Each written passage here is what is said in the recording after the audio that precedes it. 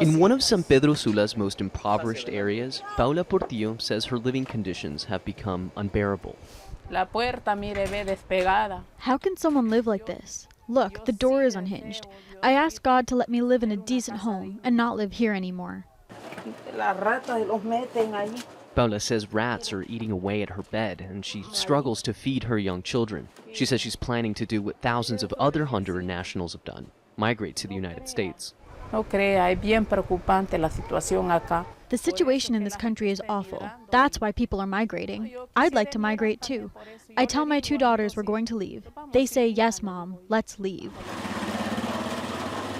Across the street, JOSUE MEJIA runs a small motorcycle repair shop, but he says business is bad and people are out of work. Several of his neighbors have already left the country. Many people from this area have migrated. Friends of mine have left too, and for the same reason, because there's no work. JOSUE told us if he can't make ends meet soon, he may also leave the country.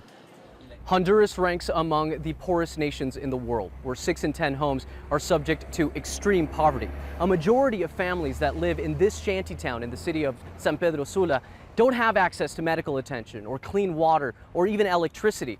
One of the biggest obstacles to addressing this level of underdevelopment is violence. Many of the thousands of Honduran migrants making their way to the U.S. southern border say they're fleeing violence from gangs and criminal groups. With 44 homicides per 100,000 people, Honduras suffers one of the highest murder rates anywhere in the world.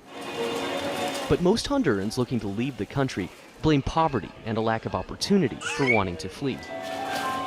For Paula Portillo, the decision to leave Honduras comes down to doing what's best for her youngest children and breaking the cycle of poverty.